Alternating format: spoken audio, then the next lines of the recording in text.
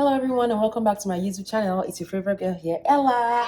I am a law student at University of Birmingham in England, UK, and this channel is about everything legal related, law school related, my life in the UK. I love to share that on here with you all. If you're new here, welcome. To my returning subscribers, welcome back. If you're new here, remember to like, share, subscribe.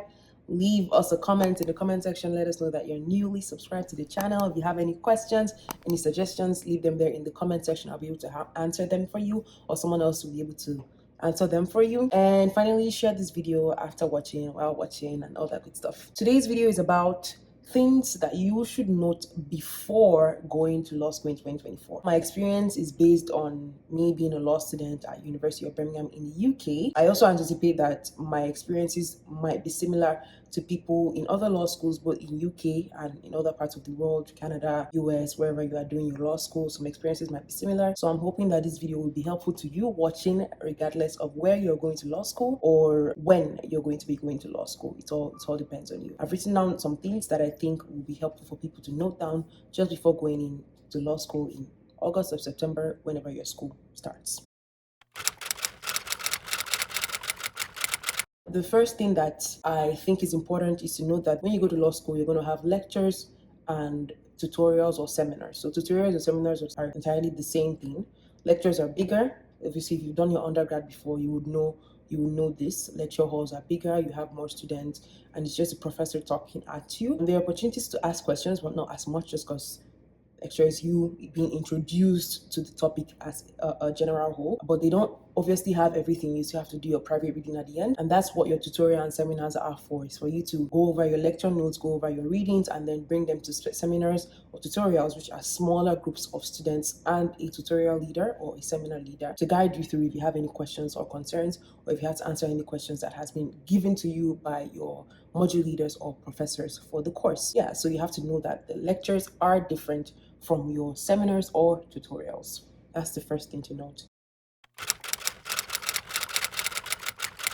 The second thing will be to note that each professor has a lecturing style. So what your criminal law professor might have on their slides or how they teach might be very, very different. In fact, will be very, very different from maybe your tort law professor. So it's generally good not to go in with huge expectations. Just try to understand each professor as much as you can. It might be a tough skill for you in the first couple of weeks, just because it's a lot to take in. Is new content and it's different faces that you see. For example, for University of Birmingham, for my first year, for each module, we had a minimum of 3 different professors. So someone could teach you for 4 or 5 weeks. You will get used to that person for contract law, and then before you know it, it's switched to a different person, and then you have to learn the style of their teaching. Maybe it might be if you're an international student, it might be like a new accent you're not used to. You might prefer the other professor professing. You might prefer the other professor's lecturing style to the current one, but there's really nothing that you can do about it. But just be prepared to note that different professors or lecturers have their style and their patterns of lecturing, or what they really put on their slides. You just have to get used to it and find the balance of what works for you, essentially. The next thing will be that you can never be fully prepared for law school, especially if this is your first time going in. Some people might be panicking about the summer. Oh my God, it's going to be a new experience. I don't know what to expect. I want to be fully prepared. There's nothing like being fully prepared. Obviously, you can learn from other people's experiences by watching videos like mine. I have a ton of videos on my YouTube channel that are really helpful, and I think that will be really helpful to you. So do me a favor and do yourself a favor to watch them, like them, engage with them, ask me any questions, and if I can answer them, I'll provide you with the answers on there, or I'll do a video about them. I'm generally good with answering questions. But yeah, you still need to experience it for yourself. So don't over pressurize yourself. You're going to be okay. There are a lot of us in law school. We didn't know what we were doing in first year. We were just, taking it one day at a time, and eventually everything is coming out nicely, which is really good. So just note that you would never be fully prepared for law school or for what is to come. Take it one day at a time. Yes.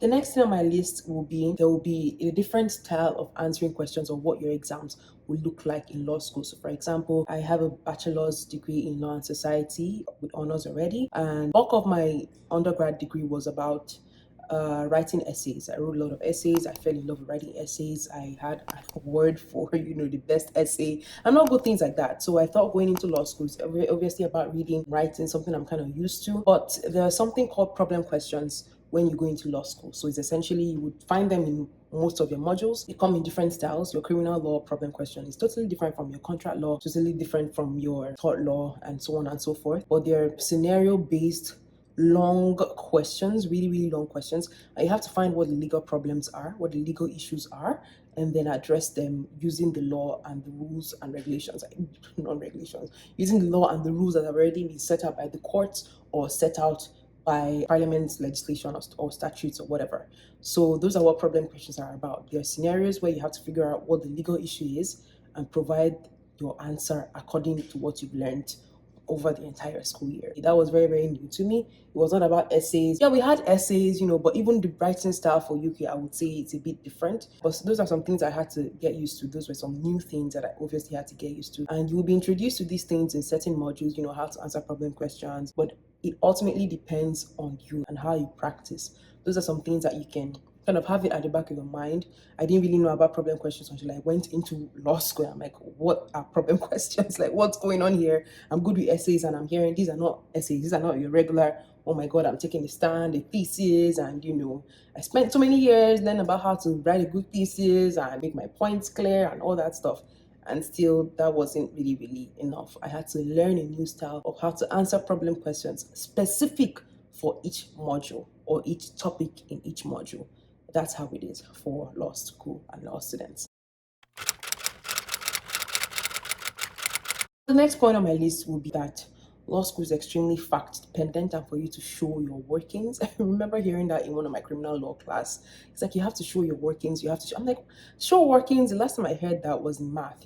For math, you have to show that 1 + 1 is 2. You can't just, assume it. You have to actually show the working. 1 + 1 is 2. And part of the reasons why I'm studying law is because obviously I don't like math.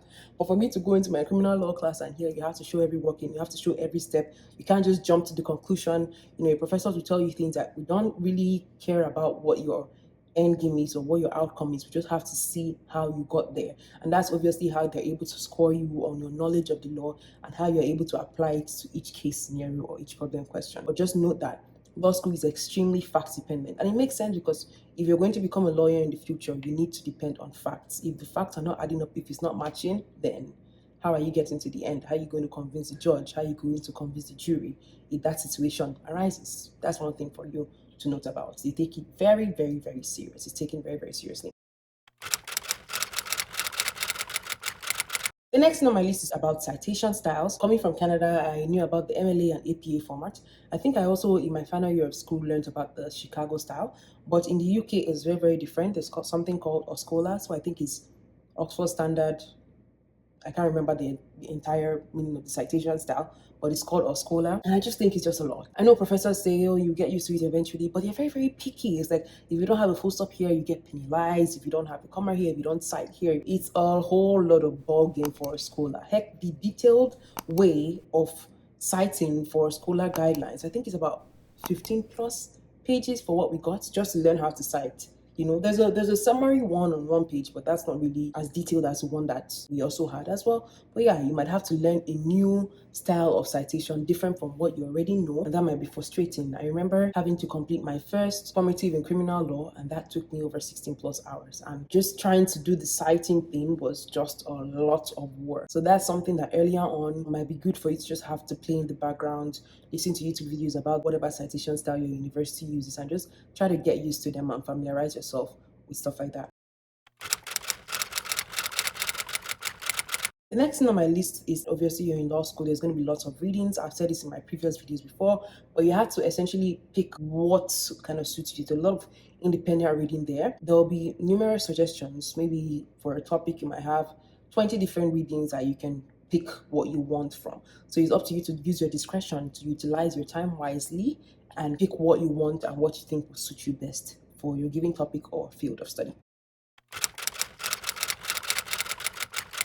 The next thing on my list will be that law school is very, very different from undergrad. And this is specifically for people who have attended university before and they're going in with the mindset of, oh, I've done this before, it's going to be a breeze, it's going to be something easy because I've done it before. That's not essentially the same case. Obviously, unless you've gone to law school before and you're going to law school again, then I don't know what to say. But if you've never been to law school, just know that anything you've done before in your life is going to be totally, totally different from your law school experience. So take it day by day, don't go overly hard on yourself. You get used to it as the time comes by. Don't worry. And the time comes by quickly. I can't believe I'm the one saying this, but take it from me.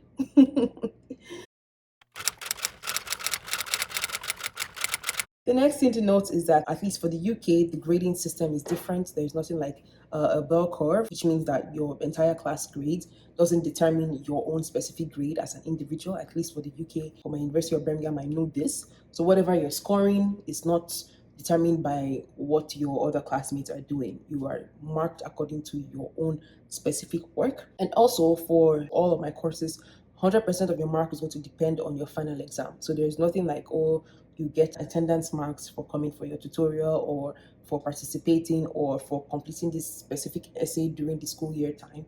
No, for the most part, 100% of your grades is going to be dependent on your final exam. That was very, very new to me, just because during my undergrad year, I kind of knew in this course, I'm maintaining an A. It's half the semester, I still have an A. Okay, I have 60% more to go. This is what I can do. There's nothing like that. If your 100% of your grade is dependent on the end, you have to really, really work hard because you don't know what to expect. That's the one part I don't like about my law school journey. But yeah, that's something for you to note. It might be different for you in your school, but then again, it all depends. The next one to note, at least for my University of Birmingham, and maybe in the UK as well, is there's an anonymous grading. So that means that whoever is grading you doesn't know who you are, just because your name is not on your paper. When you submit them, you're asked not to have anything that will flag the person up to know that you're the one, right? Which essentially is your name. So you're graded with your student ID number, and obviously, what marker is going to memorize the number of all their students that they like. Markers are not even going to note who they're marking. They don't know who they're marking. It's just a bunch of papers given to them, and then they have guidelines on how to mark them. So it's anonymous marking, and I guess that's also good to maintain the ranking of the school, just because people need to be marked anonymously. And if you're marking anonymously, then you're going to be given your fair grade. Can't favor any students if you don't know who they are. Next is law school is stressful. There's so much to learn in a short period of time. Know this and know peace that you would not know everything, and that's totally fine. Your professors don't know everything. They don't know everything. And some professors also specialize in specific areas of the law, so they are not well versed in some other areas. And if these are the lifestyles of seasoned professors, you just coming into law school, don't over expect yourself. It's good to have the basic knowledge, but don't expect to grasp everything all at once. It might take some time. You might prefer some modules certain weeks, others might you might hate them certain weeks, and then you might have fluctuating feelings about them. And that's how life is. The next thing on the list is for you to try to understand the material in multiple ways. Different people feel comfortable with different things. For example, like I said before, YouTube really, really helped me in my first year. I couldn't understand some topics, so I would go to certain channels. Certain channels for me were better at explaining tort law than other channels. I've done a video before about websites that helped me during my law school in my first year, and I hope that you were able to watch that video. I also linked a couple of YouTube videos that helped me during my first year of law school, and I think if you're going to law school in the UK, that might also be helpful guides for you also to follow through with it. But I had to adjust to different materials, so how I might process my criminal law module might be different from how I process my contract law module in understanding material differently. So trying to find that balance and knowing what works for me for each specific module was very, very important to me. And immediately I found that balance, it kind of started making sense in the end, at least before I wrote my exams, which is all I needed.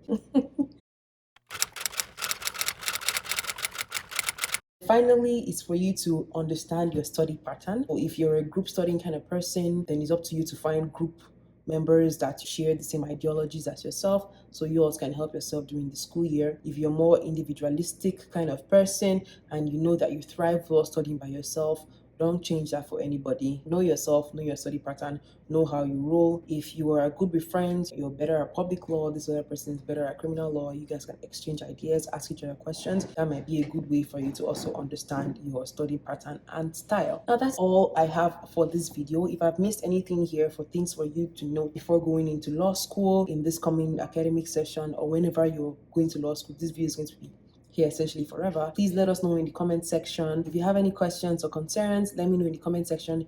If you've watched up until this point, thank you so much.